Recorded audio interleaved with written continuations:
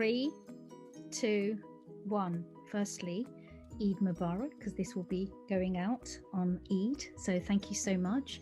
You've all very kindly donated your precious time. And in memory of the Muslim women who will not be sharing Eid with their loved ones, we're going to host a 1-minute silence.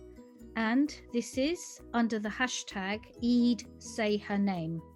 So now we're just going to fall into a silence, and of course feel free to close your eyes or make dua, but we'll be inviting everyone else listening to this broadcast to also join in 1 minute to remember all the fallen women for 1 minute.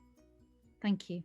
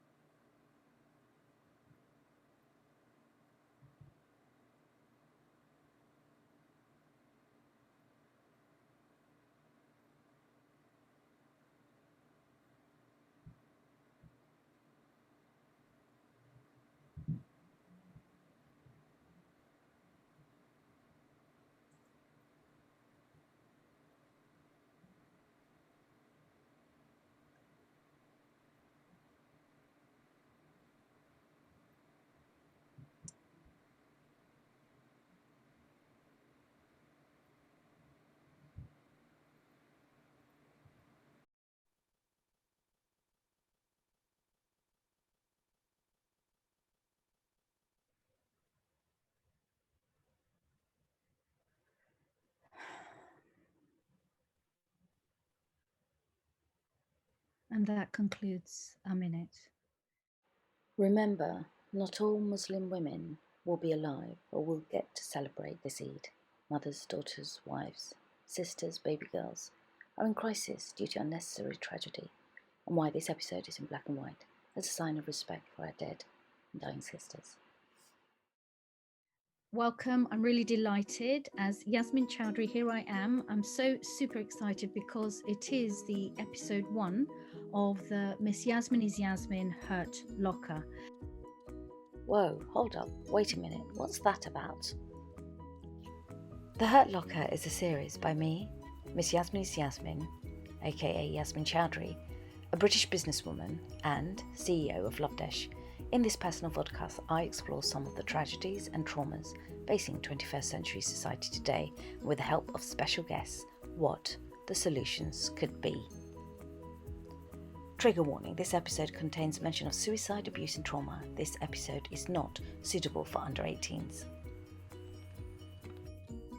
And now, without further ado, I'm going to ask my esteemed panel as I kick off the plight of Muslim women in the 21st century. Let's meet the inaugural panel for the Miss YasminIsYasmin Hurt Locker Episode 1, Extraordinary Muslim Tik Tok Global Voices. My name is Shaheen. I work as a real estate or an estate agent. I'm a single mom, been a single mom for over 8-9 years. I stick up for single moms a lot. I stick up for people who get bullied online. I stick up against domestic violence. The list goes on, but I use a platform called TikTok, which is still very underrated, but it's given me an amazing platform to spread awareness and get as much support as I have been receiving recently. I'm doing Cyrus. I am a very recent revert, actually, coming on to 2 months soon. So I'm very grateful for that. What do? I'm a brand strategist. I work for myself. So I help small businesses market and promote themselves online. Yeah, I think that covers it. Yeah? Did I miss something? Thank you, Cyrus. Over to you, Muhammed. My name is Robar Muhammed. I actually converted to Islam in 2000. I grew up, my family's Chaldean. They're Christians from Iraq. So, yeah, I converted to Islam, and I work for my family. They have businesses, restaurants. So most of my life I've been working for them. And just recently I took an apprenticeship for plumbing and heating, and I graduated about a month ago. So that's something I'm looking forward to right now. I love this religion. I love protecting it, and I love sticking up for people who are oppressed. And as you can see, Around the world, I'm really blessed and so honored to have a brilliant panel who are going to discuss the issue of the plight of Muslim women today in the 21st century. And you will have already have heard the introductions. So we've got Shaheen, who's going to give us a little wave here. And then we've got Muhammed, who is from America. America. I'm sorry. Okay. And of course, we have Cyrus from Canada. I want to go straight in and ask each of you, just very quickly, whether you were born as a Muslim or whether you reverted. And so I wanted to start with you, Cyrus. And if you can, really quickly, just give an introduction, especially obviously some of our audience may have never come across Muslims or even Islam. So over to you. Thank you. Okay, welcome everybody. My name is Cyrus, and I'm a very recent convert. Revert, and that would have been on March the 11th, during the the global pandemic and just various factors in my life. I found myself very much isolated, and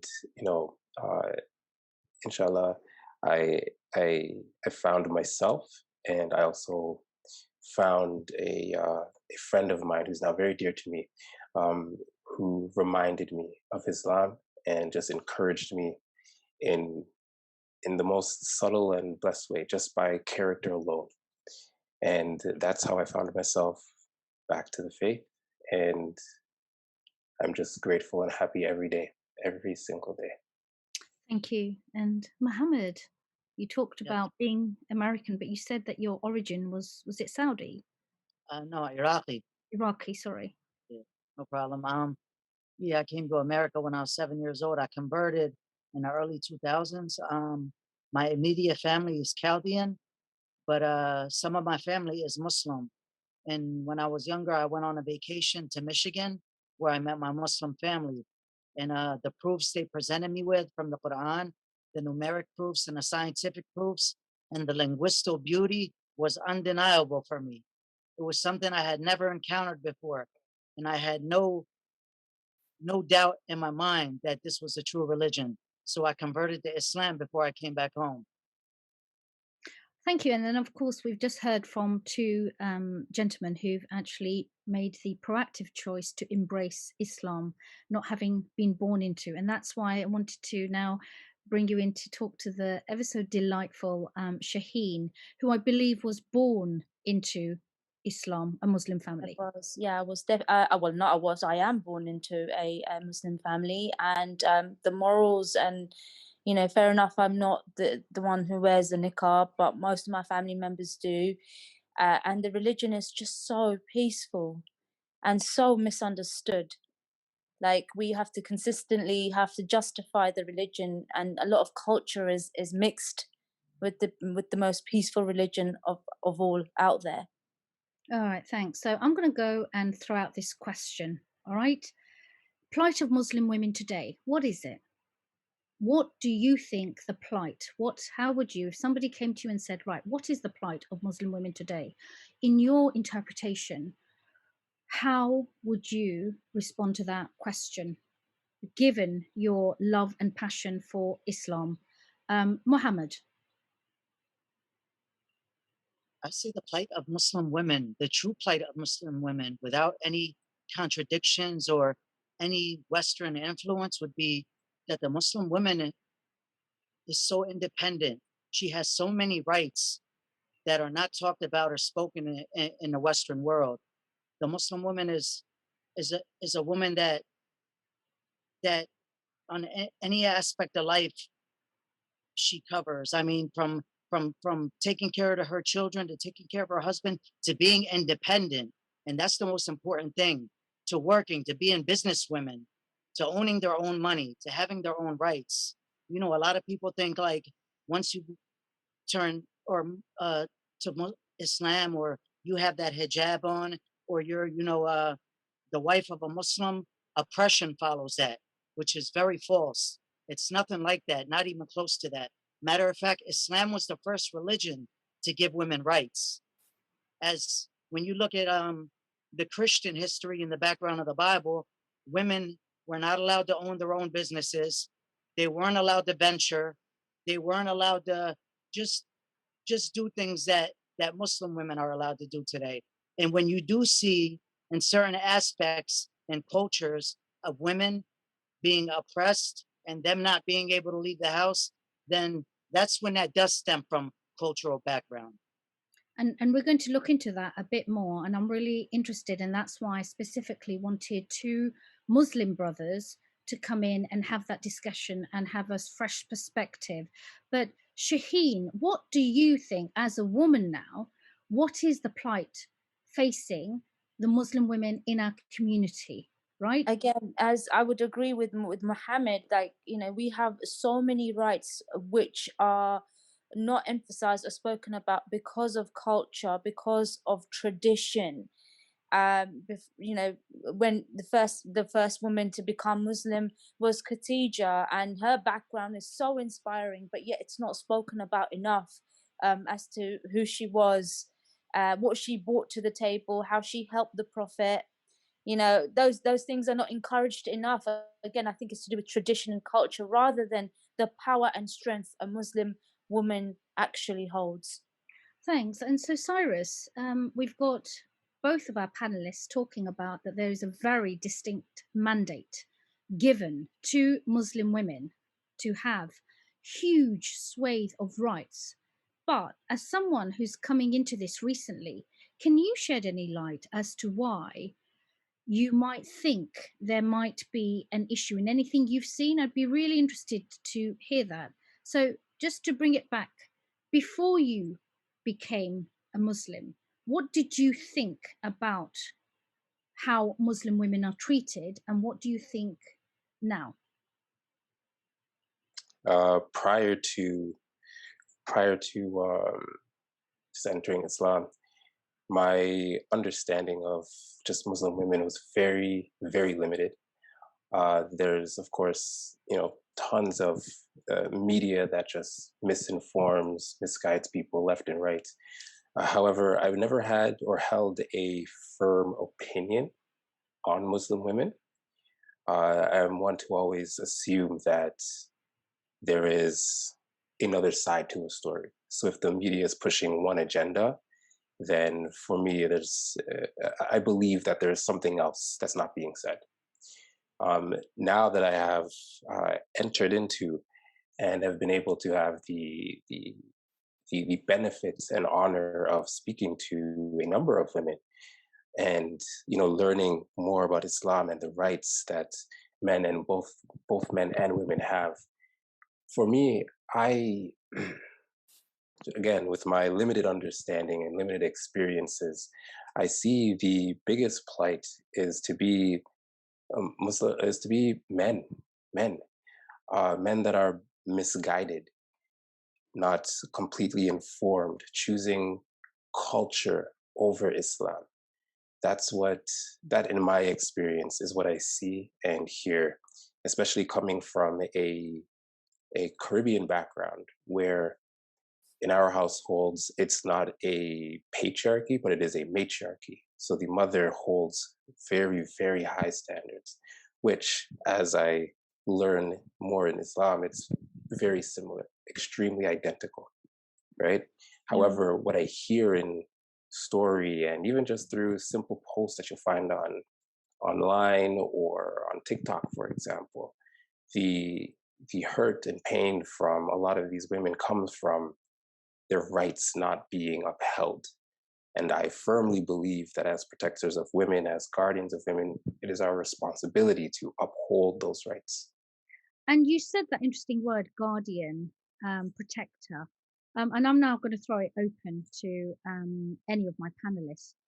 Do you think that Muslim men, understand the remit when it comes to being protector?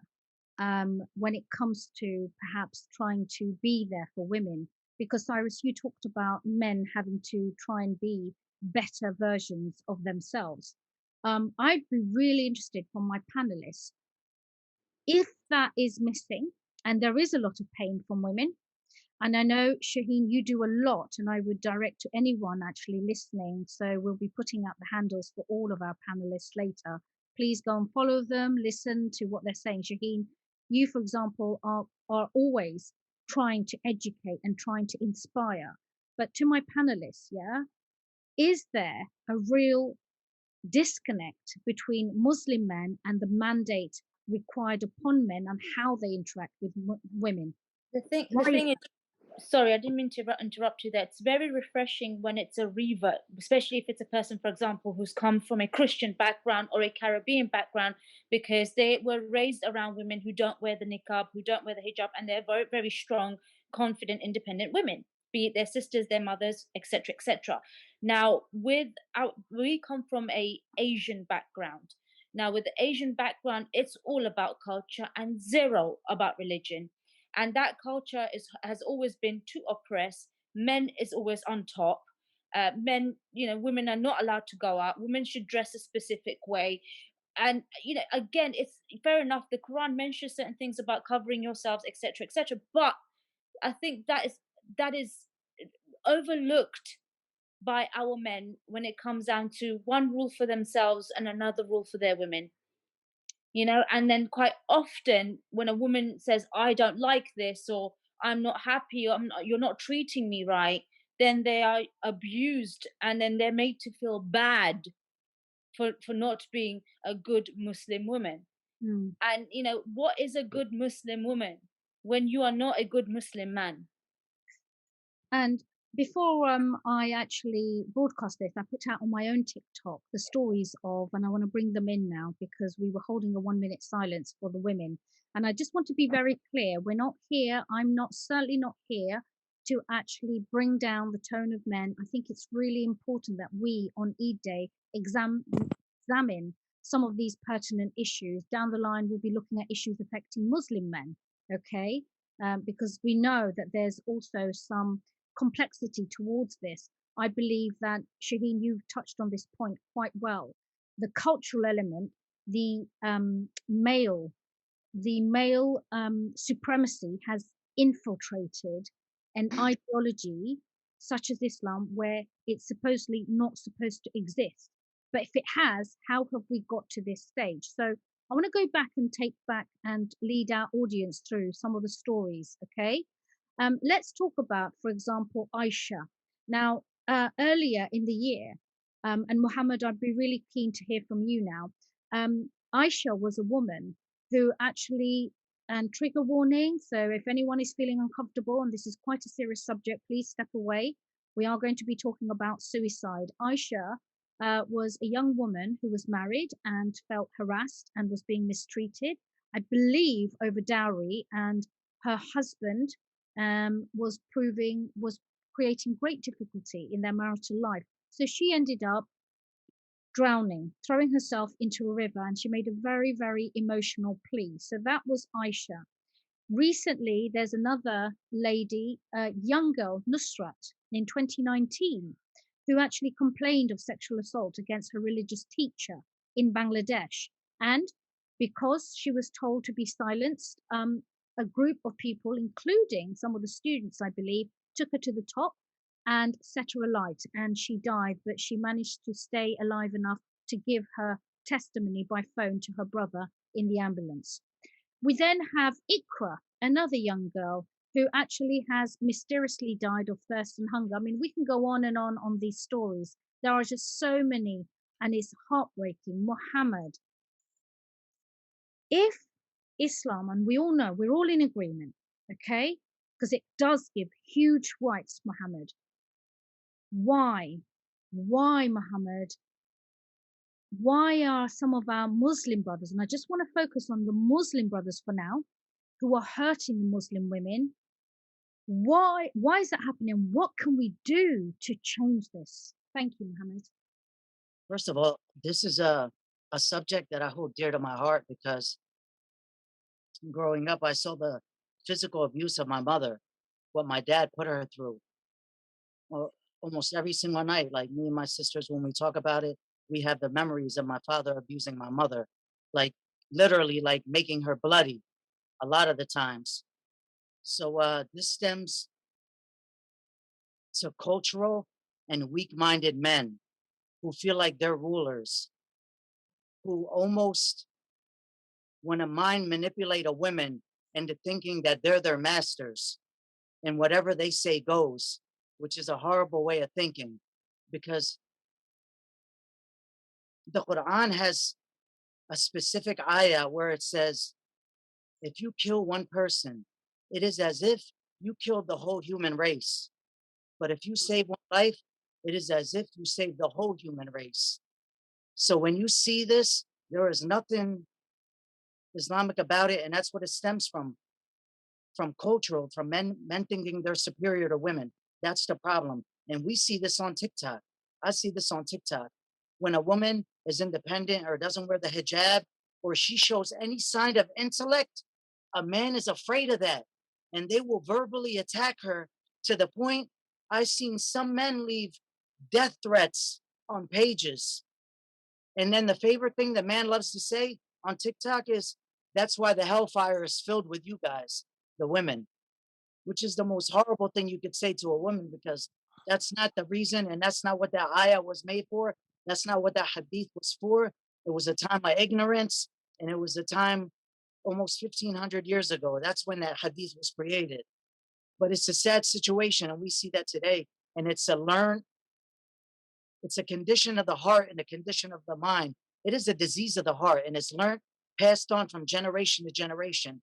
Like if I verbally abuse my wife and I beat her, 9 out of 10 times I saw my father doing the same thing. So, we think there might be an issue with the way Islam is being taught? And Absolutely. It's absolutely. Can I? Sorry, don't mean to interrupt there, Muhammad. He hit the nail on the mark. There's a difference between what the Quran says, how you interpret it, and what the Hadith is. It's a story. A Hadith is a story which can easily be changed. And again, it was centuries ago. We live in a modern day, and most of the times people are not following Islam. They're following what they saw their parents doing, and they continuing it on, and then saying, oh, but that's what Islam did. No, it didn't. Your dad was abusive to your mother, and it was wrong.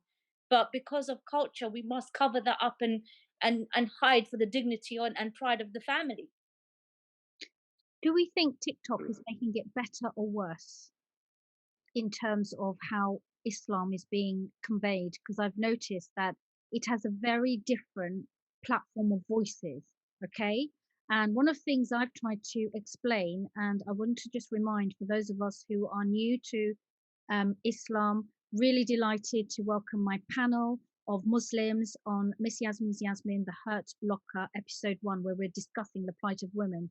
And this was obviously being broadcast on Eid. So I promise you there will be some joyful moments coming, but we did kick off with a 1-minute silence. Do we think TikTok and other social media platforms are helping or actually hurting the cause of Islam? And you're all in a way, I see you as influencers, but I see you as much more than that. I actually see you as actually critical thinkers who have got a huge ability to get your message out. Cyrus.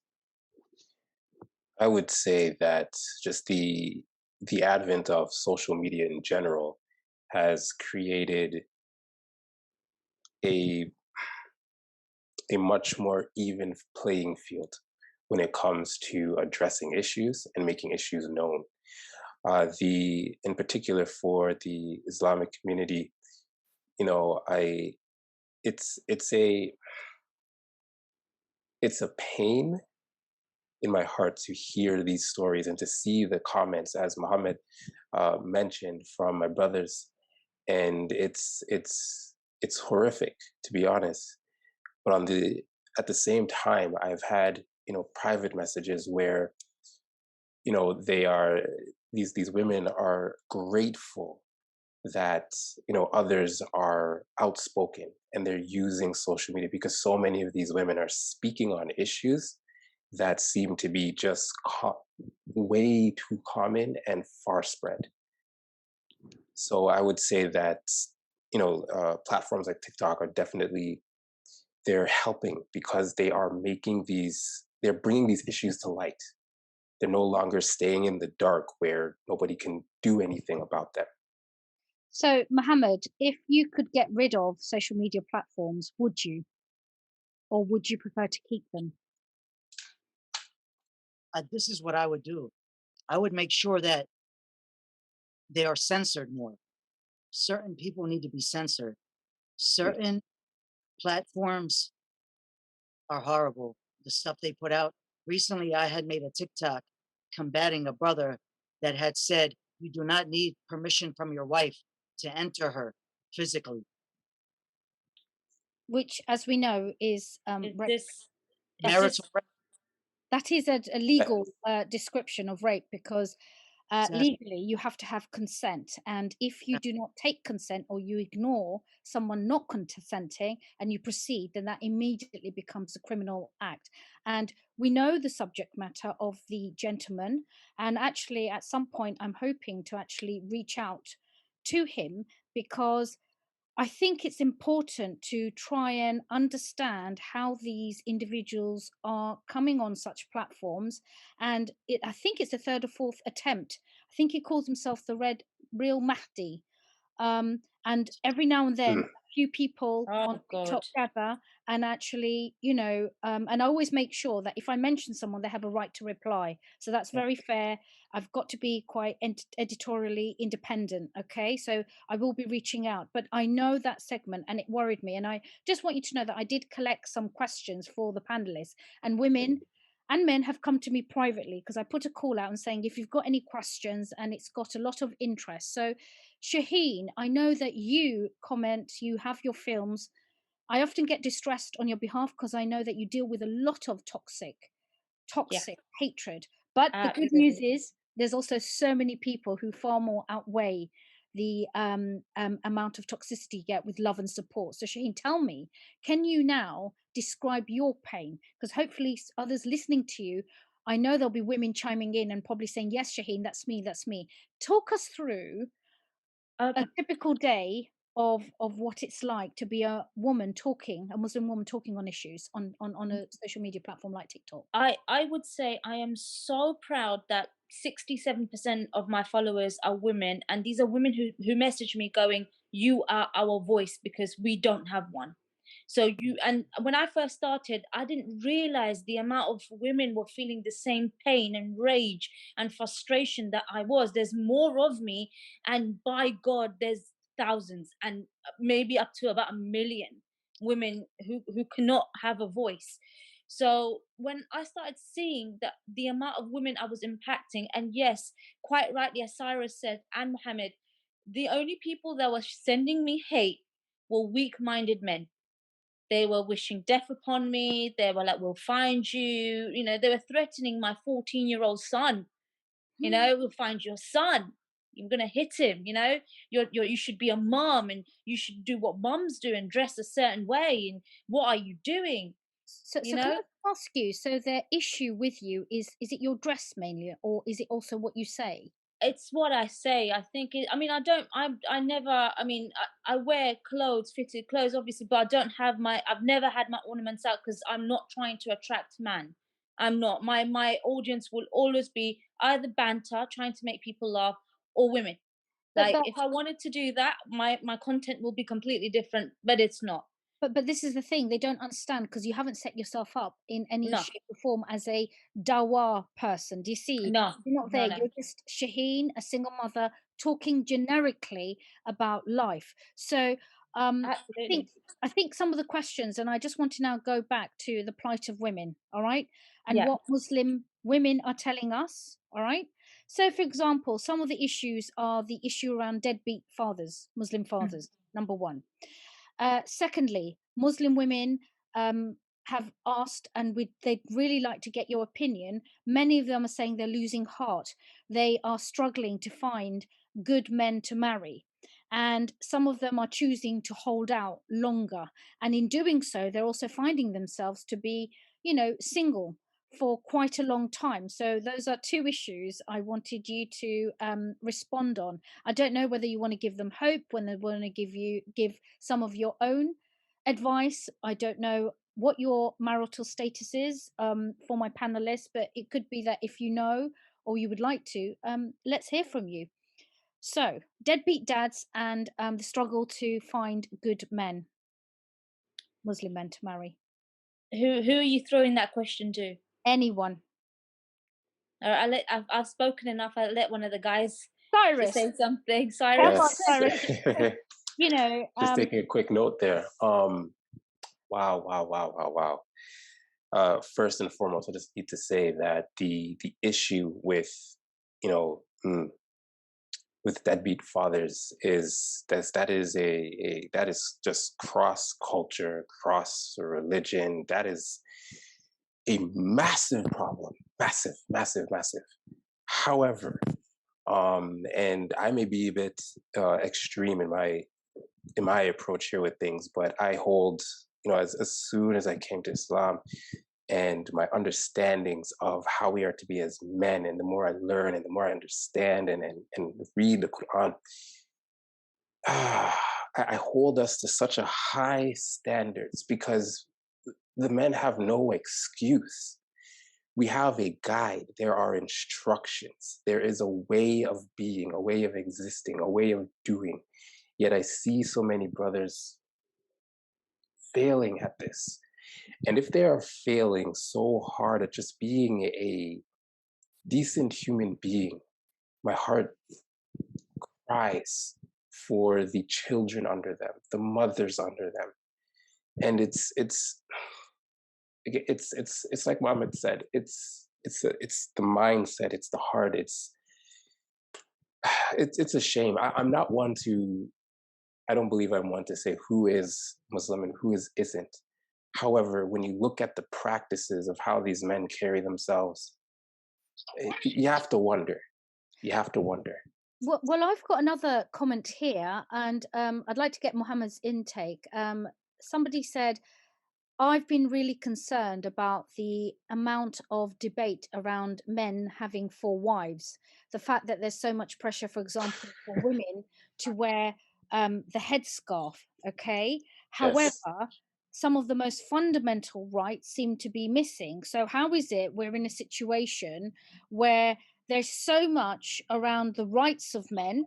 So, for example, Muhammad mentioned, you know, the TikToker who talked about not needing consent, to the fact that there's now deadbeat dads existing. But I think what that person is saying, yet the energy invested in making sure a woman, for example, has to wear hijab far outweighs often, this person is saying, than that which is absolutely fundamental to the you know, like the creation of a very, very just, loving society where children are involved. So how can we have deadbeat dads, but we have men pursuing, some men, right? And we will come, by the way, everyone, men, cool your jets. We're going to be talking about and celebrating the aspects of the positive aspect of how Islam and the plight of women is going to work in the favor of women.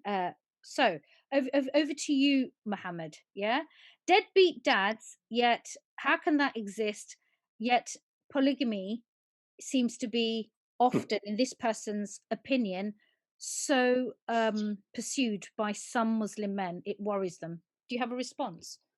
Yeah, you know, this is the worst situation in a criteria that meets the quote unquote label of deadbeat dad, right?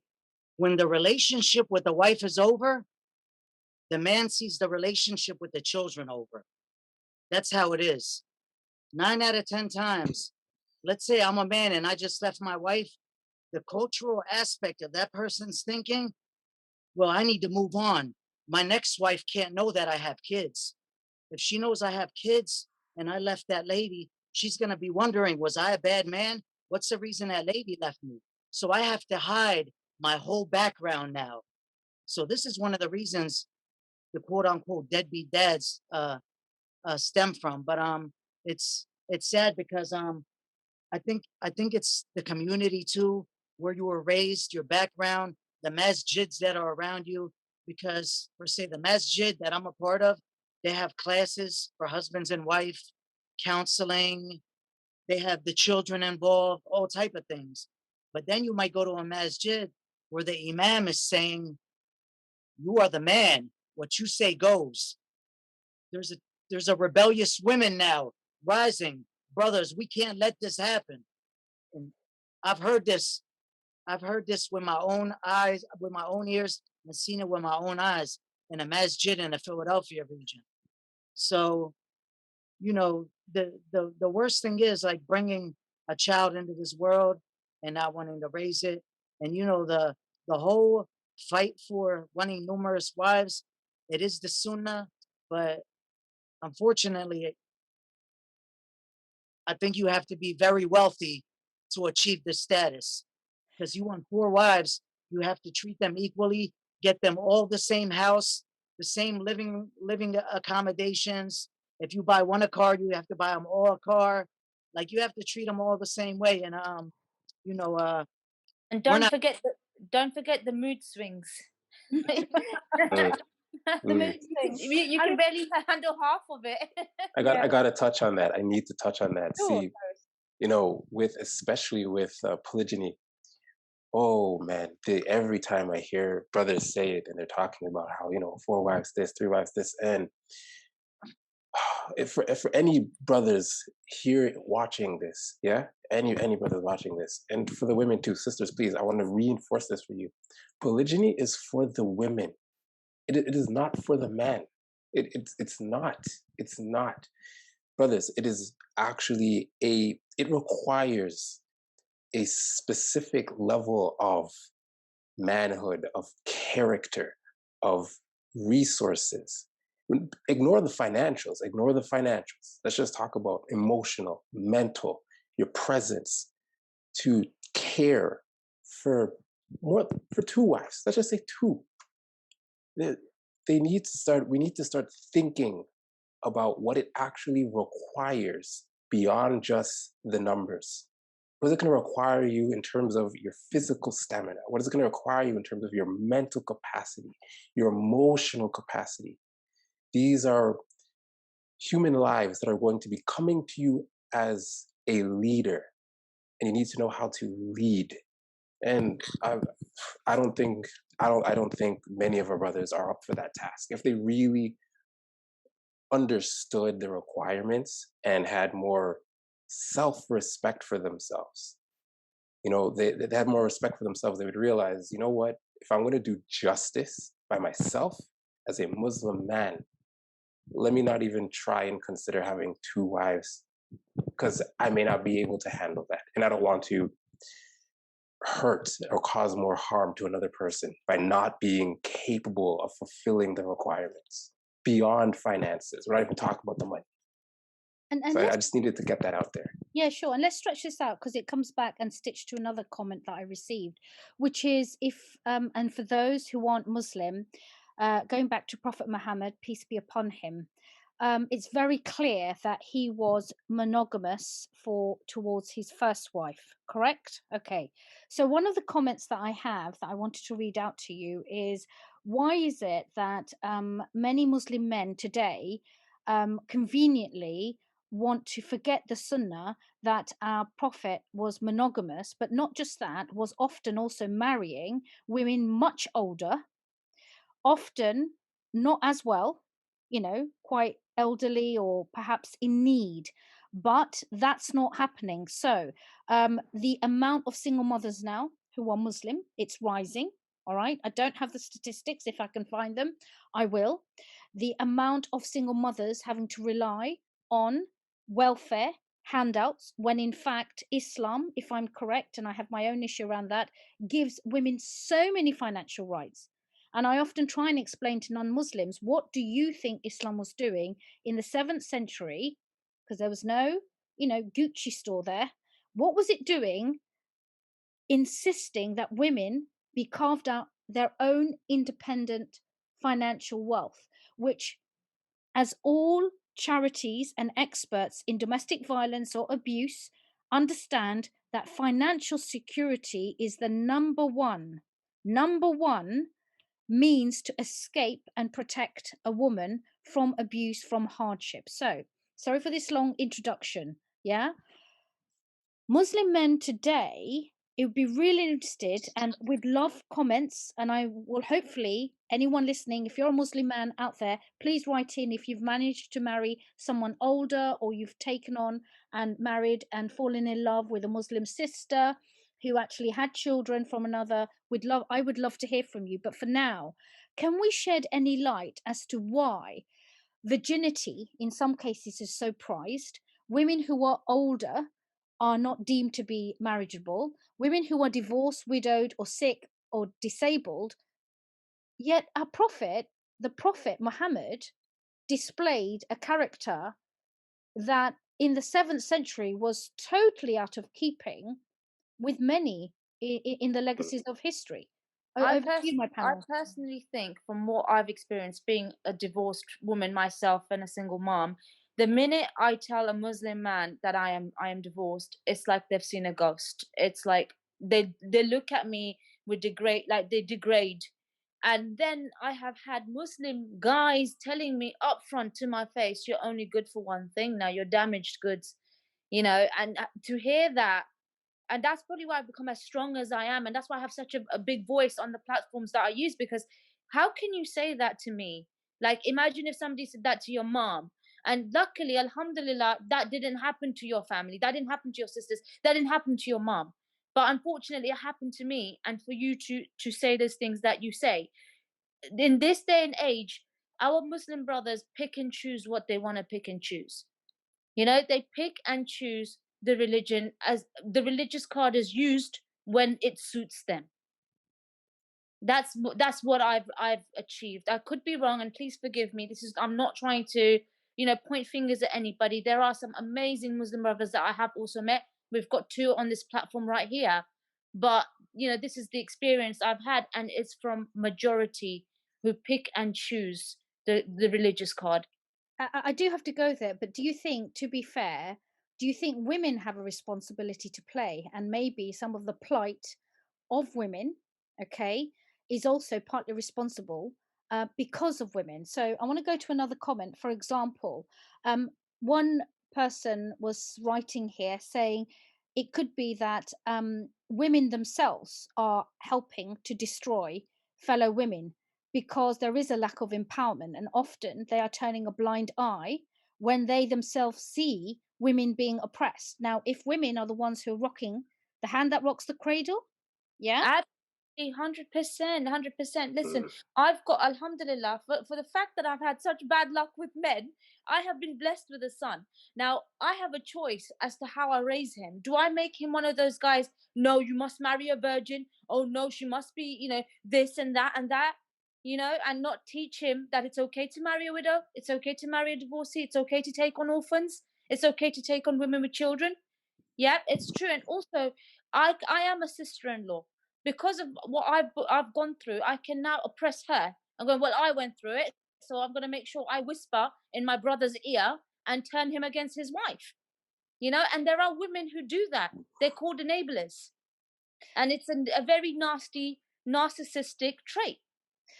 Well, and I want to hear from the men now, because also I've had comments from men saying, well, we're finding it difficult because we find, just saying, that Muslim women now are so materialistic. They immediately want excess of wealth that I can't afford.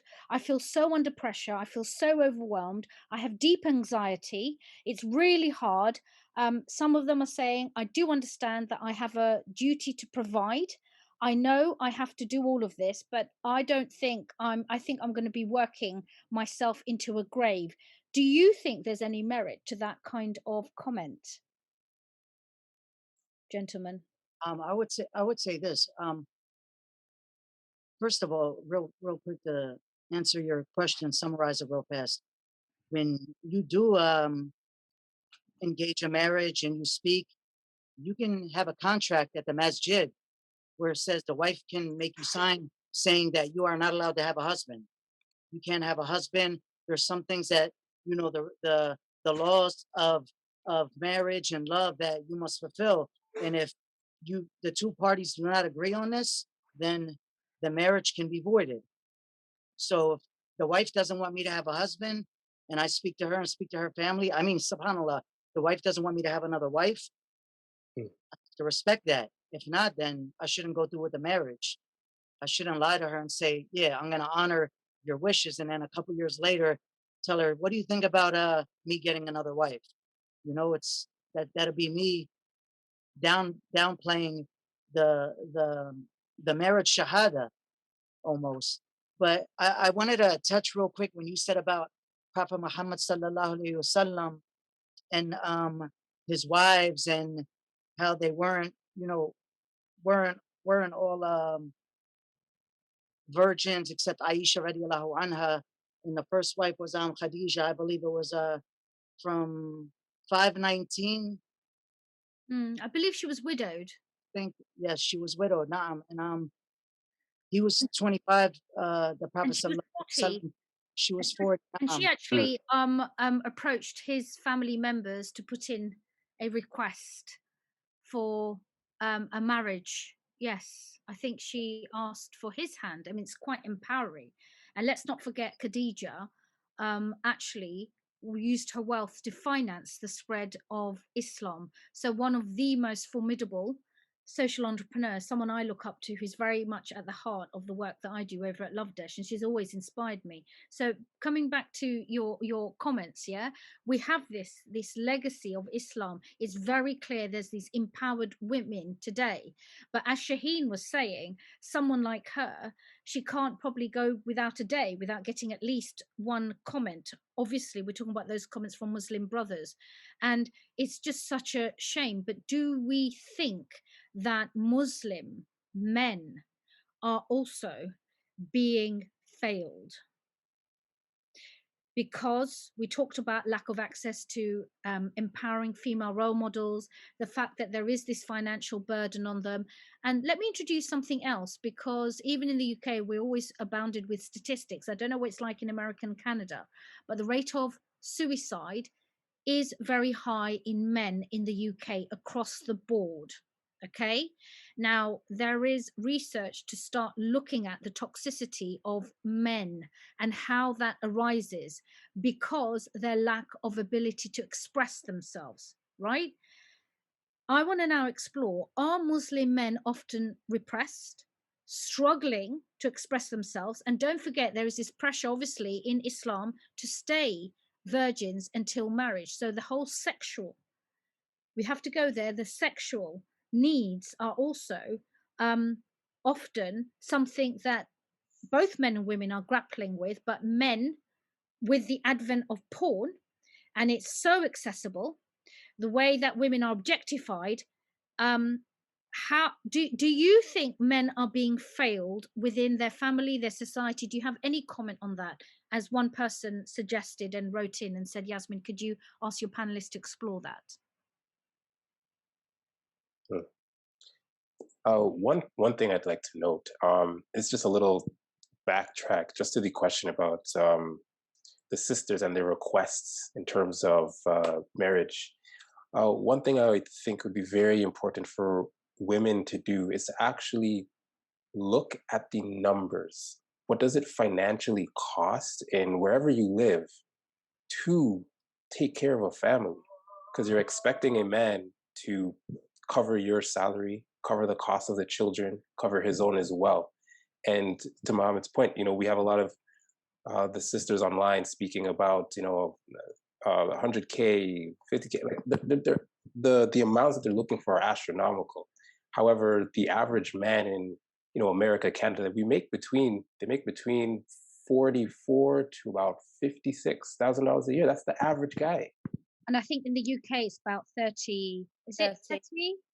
Head towards the 30K. And I'm really glad you brought that up, because again, I myself have been disturbed to see the amount of Muslim women, okay, who are now flaunting their designer bags, their fast fashion. I'm really concerned, as because I myself run a business trying to educate people about the terrible trauma caused by fast fashion on people and planet. And I've often don't understand myself how someone can dress, for example, modestly, but it's been made immodestly, or it's being promoted We're not talking about showing of body immodestly. Yeah. Look at wealth. Oh, look at me. I'm so rich. I have all these designer handbags. And of course, these influencers are having lots of young, impressionable girls following them. Okay. Mhm. So this is why I wanted to, and I did promise the men who might be listening in, Yeah. because I don't want, let's focus a bit more on the plight. To tie that into the original question of, the pressures of men, that in itself creates a pressure, right? As young men coming up, you hear, oh, the women need, 50, 60K for just me'er alone, right? And you're there in a good job, just like any other guy, but it does not meet what the media is putting out there that these women are requesting. So you put yourself under this intense emotional pressure to, okay, how do I provide? How do I do this? How do I figure this out? And, I believe in general or across the world, a lot of men do not have we don't have dialogues. There's not enough spaces where men can just be men and talk openly with other men. Granted, I have to say that there are men who we've seen on TikTok recently who are spewing vile information, and because there's so little role models, the ones who are putting out the wrong information are getting the attention. So I would love to plead for any good men out there who feel comfortable speaking and sharing themselves to do so, because we need more voices, we need more spaces for men to openly talk, especially as a man of Islam. We have so much more requirements that we need to meet that those who are not Muslim are not aware of necessarily, or don't have to think about or consider. But couldn't it be argued, Shaheen and Muhammad, that kind of safe space should be provided by the mosques, the communities? Because quite rightly, there is a need for this space. There is a need for men to reach out. And look at us. We all came together, by the way. We've never met in real life. It's through TikTok, a non-Muslim platform, right? That's the irony, isn't it? So, Muhammad and Shaheen, where are these spaces? What can be done? To be honest with you, I was part of a community. It was a mosque where people didn't go. This is where we're going to touch base about why women are wired to want men with loads of money. Now that mosque will have cars like, Lamborghinis pulling out. We weren't going there to pray. We were going there to show off, right? And the women I used to call them the gossip women, and they will sit there in their designer abayas, with their designer handbags, and be counting who's blessed more with more bags than praying or listening to what the imam is saying. Now, don't forget, these are mothers of daughters and their youngest. This was me growing up well before TikTok or social media was a hype, Sorry, you want to say something? Do you think with that kind of, because I'm really surprised and shocked to hear that. So there's a status symbol. Status symbol, 100%. 100%, and that is embedded. Happening. And do you think that passes on from the mother sometimes to the daughter? Yeah, it's embedded. And I have seen, I've got, no names given. Would I call them friends? Maybe associates. And they are teaching their daughters from a young age. And this is why I feel bad, because I have a son and I understand the pressure that a man will have to go through. Like, they've been taught, you need him to have a good salary. You need him to make sure he has a good job. You need him to make sure he provides. You need to be the trophy wife, and he needs to be the guy that provides for you. Now, we're not even talking about religion. We're talking about what brainwashing is involved from a young age. And I'm sorry, I was that girl once upon a time. I wanted the materialistic life. And then now, jumping on social media, I can see the impact of how disgustingly affects not just wanting a materialistic guy, but also your appearance, modifying yourself. Social media has a huge, huge impact on putting pressure on both men and women, unfortunately. And don't forget, like, suicide, I believe, correct me if I'm wrong, is not really allowed in in Islam. It's not allowed. So when men are at the breaking point, and if they do, they also have that pressure not to obviously go down that path. So it can actually lead to very, very poor mental health, and they often get very, very broken. I mean, Yeah. Muhammad, what can women do? What would you men ask of women, all right, on behalf of your Muslim brothers who can't be here tonight, who might be saying, you know what, you've touched on a subject. And before I continue further, for the non-Muslims, just so you know, we've actually moved on and we're discussing the role of men. One of the things that Islam requires is a man has to look after and pay and be financially responsible for his wife's rent, her clothing, her needs, her food, yes, and his children. She is not allowed or required to permit to contribute at all. Her money stays her money.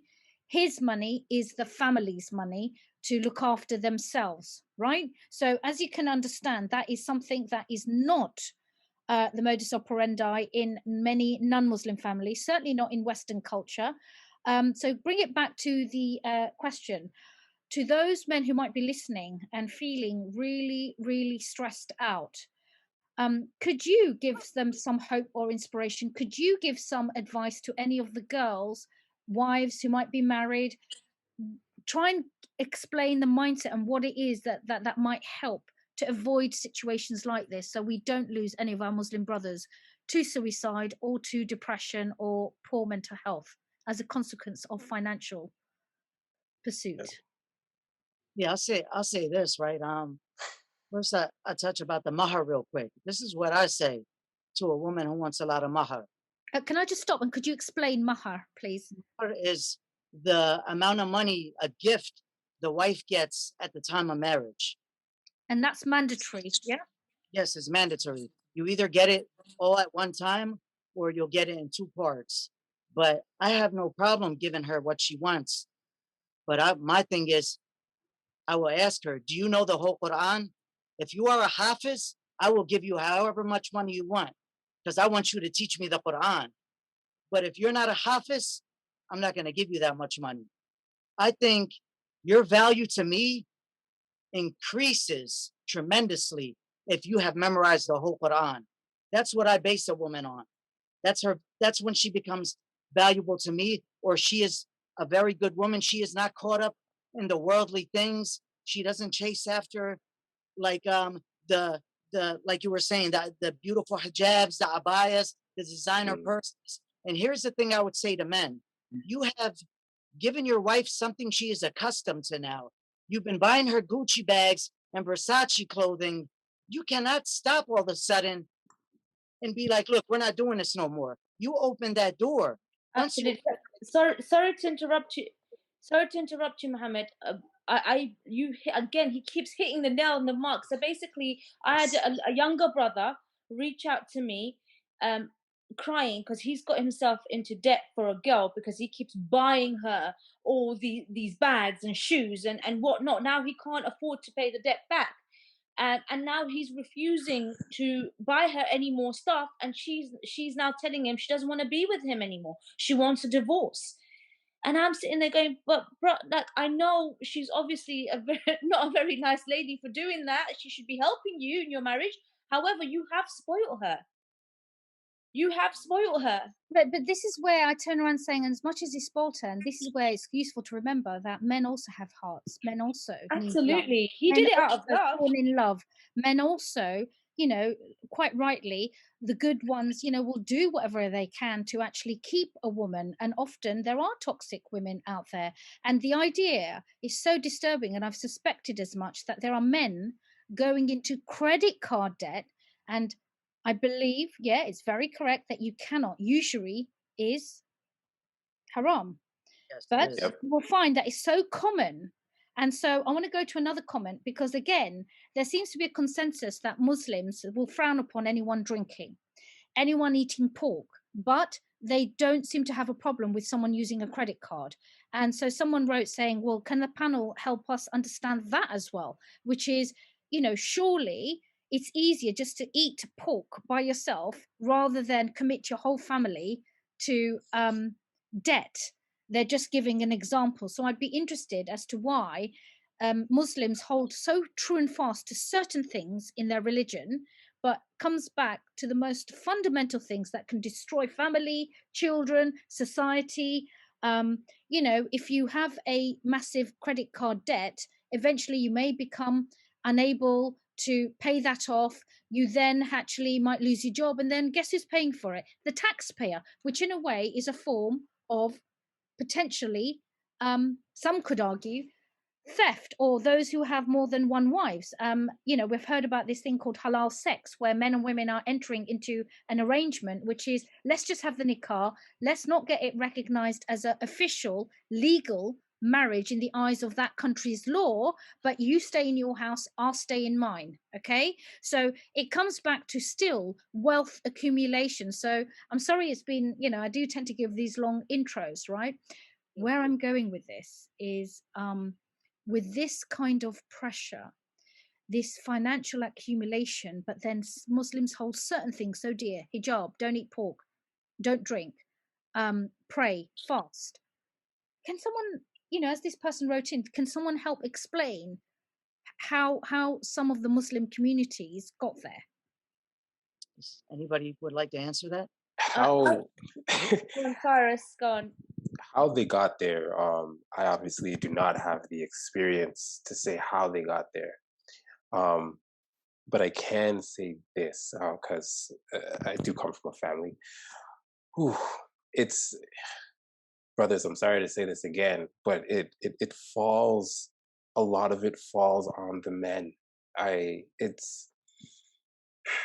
There's a level of accountability that needs to be taken, and again, this is why I said we need more dialogue to happen for Muslim brothers to actually speak. Because if a brother is going into debt for these material things for his wife, and now the wife is leaving, as was being said, that's a big issue. That is a massive issue. There's a heavy emotional impact on the man, and that's going to push him into further debt, where at that point it becomes, well, you know what? I'm praying, I'm eating pork, I'm not eating pork, I'm following these things, but you know what? I've already gotten into the issues of finances. I'm already involved in the credit. Why not just continue it as trying to find a way out? I believe a lot of men, they fall into it, and then as they try and get out, you know, because the way the system's made, it's built for you to take more. Rely on the credit more, So as they try and dig themselves out, they rely on it more. And the worst part about it, and I wanted to ask Muhammad about this, is that there seems to be this level of shame that these men are carrying. Because especially when he mentioned about, you know, whether they had a wife before and they have children and then they divorce, they carry this shame with them, so they don't want to acknowledge the children anymore. And I wonder if that same shame that they're carrying for themselves as men about their children also falls into how they manage their finances, because they were either not properly educated or shown how to interact with a woman. Muhammad, I believe that question was for you. So Yeah. How you said about how people have said that we're falling into practicing some aspects of the religious beliefs, but denying others. Yeah, and I was curious about whether, and I was saying that it's, you know, I believe a lot of that falls on the men, right? As we're in charge, especially when it comes to finances, we're in charge of, we bring it in, so we should have some sort of control over how it is dispersed. But I was curious because you mentioned that, you know, that a brother will have children and then they divorce, but it seems like he holds some sort of level of shame for having that family and denies them. And I'm curious if that same shame also applies to how he carries himself in terms of his finances and his wealth and how he spends it. Oh yes, definitely. And here's another thing. You know, we are men.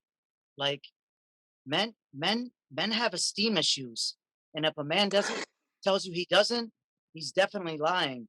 And men get discouraged, and there's men with low self-esteem, and there's men who feel envy it's part of human nature, you know. Like Mm, one thing I would say for me, like when it comes to like, you know, I don't eat pork, I don't do none of that. Like, but I violate other aspects of religious law that I shouldn't be violating. Like you said, like sometimes I do buy things in excess that I don't need, you know, and I I believe that this all goes back to us knowing our religion. If we mm, truly know our religion and the foundations and the fundamentals of our religion, we'll follow everything exactly how we're supposed to follow it. But there is no one who's perfect. Everyone commits sin.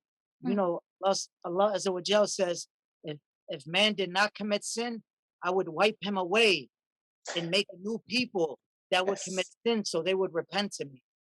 You know, so we are the children of Adam. And Oh, And just to follow on that, you know, would you have any further insight? Maybe this is a little personal for me because I find myself, you know, in a position where I am getting myself together as a man. I would like to be married. Um, you know, and yeah, I've myself have been one of those brothers to, you know, see what the sisters post and the requirements and just be like, I don't know how I'm going to do this. I, any just thoughts or advice would you give? I want to bring Shaheen in here actually because Oh, you know, as a yeah, mother, yeah, as a mother, raising, yes, as raising, and not yes. just that, as a woman who herself is in touch with many young women, she's Please, probably, please. if you don't mind me, Mohammed, she's probably got a brilliant insight that she might be able to My share. apologies. My apologies. It wasn't to I ignore. think no, no, it's absolutely fine. I think it's a lot. If you educate your children, be it boy or a girl, from a young age, the thing is, we, like you said quite rightly, we talk about the basic needs of Islam. Don't drink, don't eat pork, wear hijab, and you know, lower your gaze, pray 5 times a day. But we don't educate them about tax, about credit cards, about things that could get them in. Like for example, a man who gets himself into debt, his wife leaving him, that stems to suicide. It's all a domino effect. Everything is a domino effect. But if this young boy was taught from a young age that, you know what, you want a wife, like, Muhammad said quite rightly, you are Hafiz, you're going to teach me the Quran because that is of value, than a woman that's asking you for a Gucci bag. Mm, But if you teach that a kid from a young age, a woman of value is not what she looks like and how many followers she's got and how big she wants your wallet to be. The value of a woman is a good woman, and you teach them from a young age, then they won't get themselves into these habits. I've got a lot of followers that are young girls who have reached out to me going, I've followed Kim Kardashian, for example, but no way have I learned as much as what I've learned from you. And that's purely because of the experiences and the mistakes that I've made. And I've gone, you know what? You don't really want to spend £300 on a proxy handbag. You don't want to do that, you mm, know? So it's all a case of, sometimes it doesn't matter how many times you bang your head against a brick wall or you take a horse to the lake, the horse will not drink until it's ready to drink. Mm. So you can hound your kids and you can you can tell them, don't do this, don't do that, they won't get it. But if you share an experience with them and tell them, look, I've been there. If you want to do it, fine, but I've been there and it didn't end greatly. They tend to leech onto that more. So how do you, what is defined as a good woman and how do you spot a good woman? I know Muhammad gave an mm, example saying that when it comes to the question of marriage, and I know, and I wanted to clarify actually, so people do not misunderstand his intentions, and I want to replay that because I know there's been a lot of discussion on TikTok saying a woman should be able to ask whatever she wants. If she wants 3 diamonds, if she wants, 50 houses, just as a saying. But I know what Muhammad, I think, was trying to say, which is by the very act of becoming a Hafiz will then make you very modest. So you wouldn't be asking me Oh for yeah, all these wealth, correct? mm. So, I so was I was actually being sarcastic when I said that. yeah, I know. I thought, but we've got people who will take it literally. So, $100,000. Well, do you know the Quran? That's what I was just But sarcastic. well, I come from this day and age. Fair enough. I was raised by my grandmother and my mother and everybody else who were, in this cocoon of men needs to provide and women needs to stay at home, cook and clean and look after the kids. I changed that. I'm probably one of the only women in my family amongst all my cousins and sisters that works. So, I was in a situation where I was married to somebody who tried to put me under their thumb, which also meant that he was in charge of my wallet. He was in charge of how much money I get from him. Mm. I'm not saying that's wrong. I'm just saying, hearing about it all the time. You're the wife, know your place. I'm not giving you this amount. You need to earn. You need to get this amount. Who's providing? And that really, like, broke me. It broke my confidence. So now, if I was to choose a partner, I'm not expecting anything from him apart from, let's be good people. Exactly. Mm. So, Let's so what does define a good Muslim man and a good Muslim woman, do you think? What's your interpretation? What, mine? Yep, let's start with you, Shaheen. I think energy never lies, and if your heart is pure, it doesn't matter. So I first thing, people need to stop worrying about being a good Muslim and to start worrying about being a good human being first. And I think that should be number one, and that will make you a good Muslim. Mm. Does it make sense with what I said here? Yeah, totally. And Cyrus, what do you think, for those who might be saying we'd be keen to find out, what do you think, what do you interpret as being a good Muslim woman, or that you would want to marry, or a good Muslim brother that you would want to hang out with? What are the values? What is it that you look for? And I mean, it's really simple for me, for a brother. And yes, brothers, I'm taking applications. I need friends. You've got us.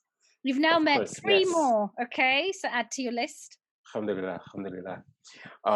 Honestly, as for brothers, look, you're striving to be the best of yourself. You're striving to be the best of yourself. You read Quran.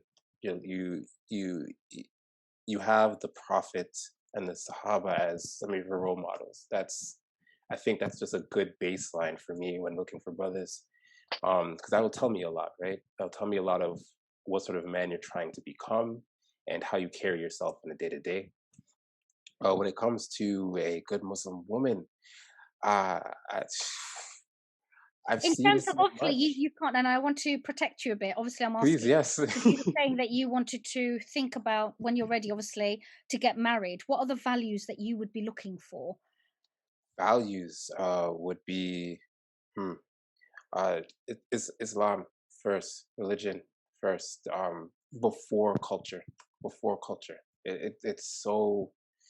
It's necessary for me. It's necessary. And in terms of values, education, wanting to be educated. And I'm not speaking about, okay, you have to go to university and have a degree and all these things. No, just education in terms of, you educate yourself, you read books, you research, just don't blindly follow things. I believe that would make a great partner, because then you can have a communication, right? You can have communication. Whenever there's problems, they're open to learning and understanding more, because they hold value for education. Yeah, and of course, just kindness, kindness is big. You got to be kind.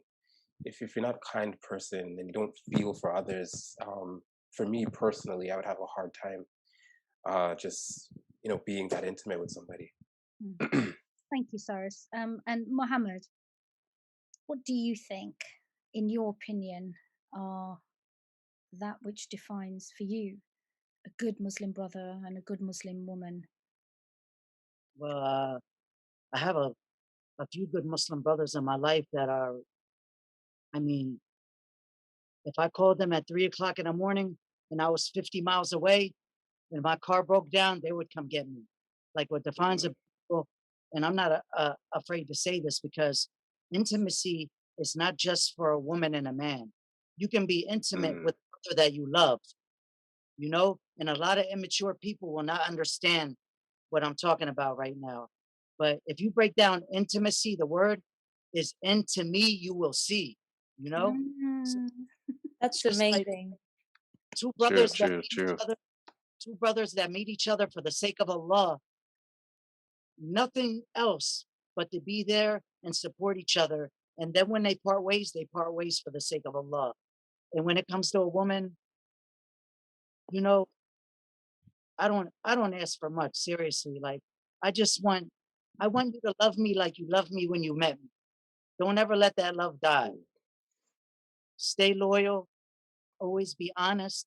There's nothing in a relationship that we cannot get through. Nothing at all, you know? There's a saying they got in America. It's like, in order to get to the calm waters, you must first make it through the rough tides. It doesn't matter what is thrown our way. We'll get through it together, you know? Like that's a problem with so many relationships. Like that saying, pressure does bust pipes. Like when something goes wrong and that trust is breached or that loyalty is broken, people want to throw the relationship away so fast. Mm. Work on it, you know? We're together. First of all, we should be together for the sake of Allah. If nothing else, remember our maker, you know, and always respect each other. And that if there's a problem, do not dispute in front of people. Let's get home and let's talk about it. We don't need the world to know our business. You know, that's pretty much it. Absolutely. Thank Absolutely. you. And I wanted to, just say as we start to slowly wrap up this discussion, gosh, there's so much. Like I've only even touched on probably about 20% of some of the comments. And I'm thinking I've got these three incredible, amazing minds. Once again, don't forget, you can actually reach out to them because I'll be posting their links, their profiles. If you want to go and engage with them, please do. But let's now switch to a more optimistic, because it is Eid. Okay. Firstly, what you doing, what you eating, what you wearing.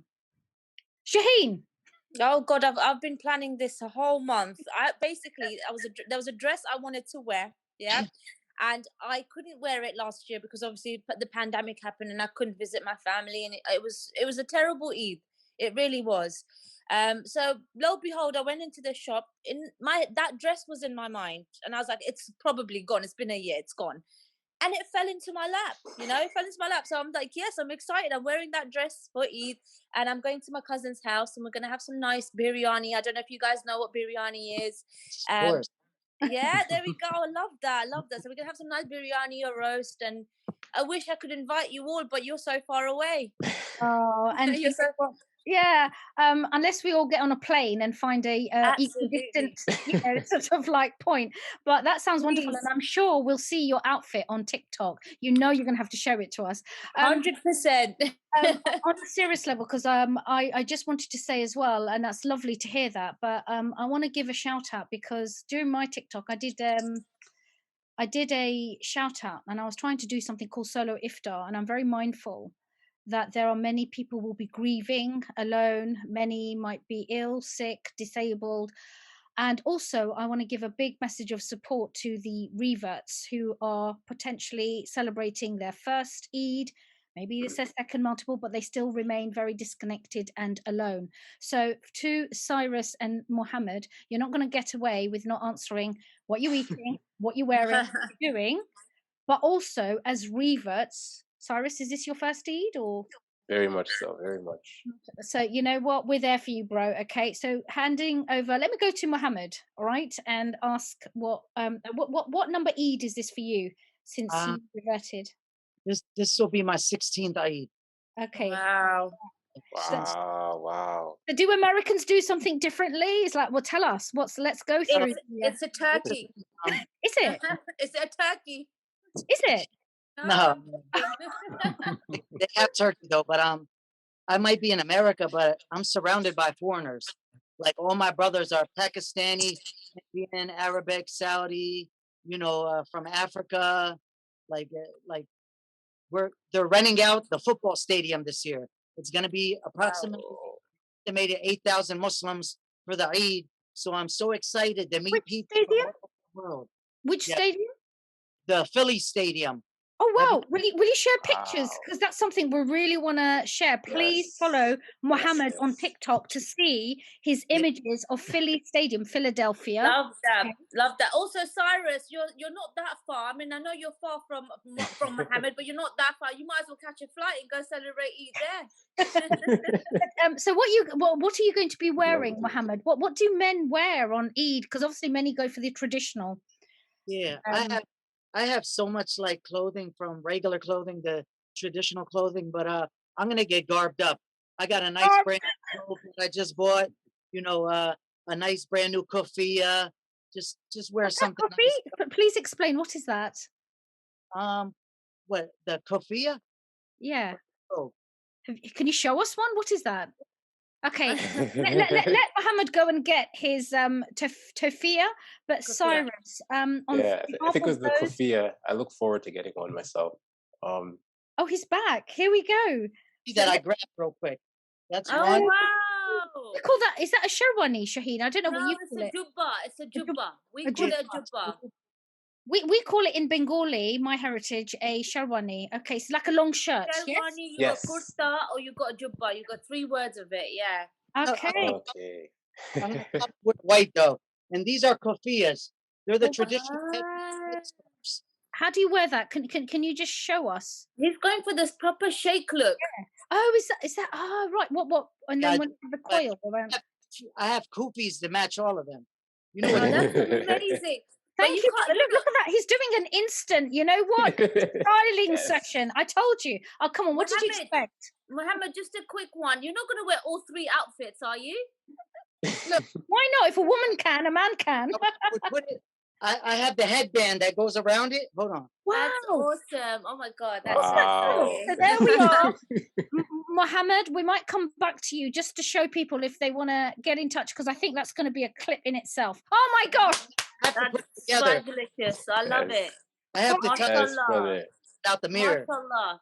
Brilliant. I think You that look looks absolutely, amazing. you look so handsome. And thank you Yeah. so much for bringing some levity. And, you know, we've been talking some very serious. And I want to say thank you to Yes. Shaheen, because she's supposed to have just given me an hour. Yeah, You I know, have to go. I do have to go. So I'm going to love you. Leave you nice to Thanks meet so you much, all. Shaheen.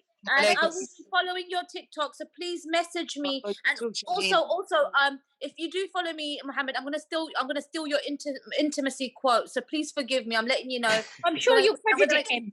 You'll credit him. And by the I'm way, gonna don't credit forget, him. you've got to, but later on, patch in and give me your extract of the Quran I verse will. that inspires you. Thank you so I much. will do. Beautiful Bye, woman. Cyrus. Nice to meet you. Eid Bye. Mubarak. Yes, I'll be Take sure to care. follow. Bye.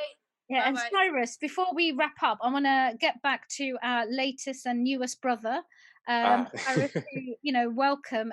Tell us what Thank Eid you. is going to be looking like for you. And Oh man, it's going to be looking most likely going to be looking like how I've been able to experience just the whole of Ramadan, which has been, you know, it may sound sad, but it's not. It's been in isolation because we're in lockdown here, right? Full stay-at-home order, and so I haven't even been able to go to masjid yet. But you know, the beauty of that has been, you know, having so little interference from the outside world, where I can just be with myself, be with Allah subhanahu wa ta'ala, and you know, read Quran and truly look at what kind of man I want to be moving forward. Yeah. So I'll be spending Eid. I'll probably cook. Yeah, I'll cook something really nice, cooking. and I'll dress up a little bit. And I want to see the photographs. I'm now okay. going to invite you to send the photographs to me, because I'd love to actually share. No, it's a beautiful time, and this is what we have to Sure. do, I guess. And actually, it might be a nice idea for those who are new reverts. Please follow Cyrus. Keep him engaged. He is actually on his own, I suspect, because of lockdown. And it might be, Cyrus, it's a great opportunity if you don't mind me, and I'll support you. Maybe, you know, we have solo iftar, we can have solo Eid, okay? An invitation for all around the world who might be all alone to join you on a TikTok live, so they feel less alone. So maybe you're showing off your outfits or whatever. I know I'll be checking in on you, because it is an obligation for those of us. Because one thing I love about Christmas, by the way, is people make such an effort to make sure that no one's left alone. You know, whether the homeless. I'm sitting here thinking about the homeless. I'm sitting here thinking about all those who are so poor they actually haven't got decent food. So we all are. It's incumbent upon us to reach out if we know, and even if we don't know, we make it a habit to know who's going to be alone during Ramadan, who's going to be celebrating alone. It's our duty. We should not be stockpiling all the food and all the, you know, joys for ourselves. It's about inviting and welcoming. So you're cooking, you're going to be wearing, if you know where to come. I mean, I'm not saying you need fashion tips. I'm just saying, you know, nor am I trying to give a plug for Love Desh, but I think it's wonderful. And any last advice to both of you as reverts, to any Muslim men and women who are approaching, Eid, who any parting advice, that's one thing. And second, I'd really love each of you to share a favorite extract from the Quran as to why it's so poignant, and please try and give the references, and if you can't, I'll make sure that they're up there later if you haven't got them to hand. So over to you, Muhammad. Yes, I'll say this. I totally understand what Cyrus is going through. Matter of fact, I can feel sympathy and empathy because when I watch Cyrus's videos a lot, and I like his videos, and I understand the loneliness, but because I went through it, I experienced it when I came back, to the part of the place where I live with my family. But I would say this: you being alone as a Muslim, you are receiving more blessings at this time of the blessed holiday of Ramadan for the Eid than if you were surrounded somewhere else not being a Muslim. Believe me, Allah knows your struggle. He knows the passion you have, and your deeds will never go to waste. Trust me, never. Thank you, brother. Thank you. Stay strong, bro. Thank you. That will be a Of course. huge amount of comfort, because I also know that many people have reached out saying, Yasmin, I'm going to be on my own. I don't have anyone. Yasmin, my family have rejected me because I've chosen Islam, and it breaks my heart. And I think there should be something done. We can't solve everything in one, session. And, I'll be reaching out to you privately, but I promise you, I will be wrapping this up. It's been so exciting. I can't thank you enough. What's your favorite extract in the Quran? What extract are you going to bring and leave with the audience as to why it's so important to you, how it might have inspired you, and why you love it so much? Cyrus, Yes. over to you. Do you have an extract? Wow. And just a little, tip for any reverts. Baby steps, baby steps, baby steps. Enjoy, laugh at all of the little mistakes and all the things you don't know. It's okay. It is okay. Trust me, it's okay. I just want to let others know that. And being alone is not that bad either. You could make use of your time. Make use of your time. If you're in isolation, whatever issues you're having with family, I get those too. Just make dua, pray for them, but make use of your time. Make use of your time, guys. For me, the Quran. Interestingly enough, I read this today, and it really it hit me with my soul. So it's and now the B, 1653. Whatever blessings you have are from Allah. Then whatever hardships touches you, to Him you cry. The reason that hit me so hard was because there's been so many hardships I'm experiencing, and I wasn't sure if I was allowed to ask for help or how much help I'm allowed to ask Allah subhanahu wa ta'ala. And reading this just really reaffirmed me, like, it's okay, ask for help, ask for guidance, ask. And that truly, it means the world to me, reading those words and just having that reassurance. Yeah. Thank you, Cyrus. It's been such a beautiful pleasure to have you, and I'm so honored to have your presence. And I think it's going to bring and shed some huge insight, give some comfort. And if anyone has any questions or wants to reach out, please go and check out Cyrus's handles that will be on here. Thank you, Cyrus. And our parting shot to our brother over in America. Your favorite extract from the Quran? Wow. I have a lot of favor, but I will go with this favor. Surah Baqarah, ayat 255, ayat al-Kursi. Allah, la ilaha illa huwa. None has the right to be worshipped but He. Al-Hayy al-Qayyum, the ever-living, the one who sustains and protects all that exists. Neither slumber nor sleep overtakes Him. To Him belongs whatever's in the heavens and whatever's on the earth. Who is it that can intercede with Him except with His permission? He knows what happens to them, His creatures, in this world and what will happen to them in the hereafter. And they will never encompass anything of His knowledge except that which He wills. His curse extends over the heavens and the earth, and he feels no fatigue in guarding and preserving them. And he is the Most High, the Most Great. That's I, the person. Thank you so much. And, obviously, I take it that's a very deep, meaningful passage for you. And so, Muhammad, I can't begin to thank you enough. You see, we only connected. And just so you know, as we wrap up, I did put out a call out. I really also wanted to get some hijabi sisters along. Just for sake of transparency, I don't always wear hijab, but it's my personal choice. And I think when I am discussing religious issues, I choose to show that respect. But that's just a personal choice. There's no reflection on anyone else. I should let you go. I want to say thank you so much to all of you who are listening, watching the Miss Yasmin is Yasmin Hurt Locker episode 1, where we discuss the plight of Muslim women.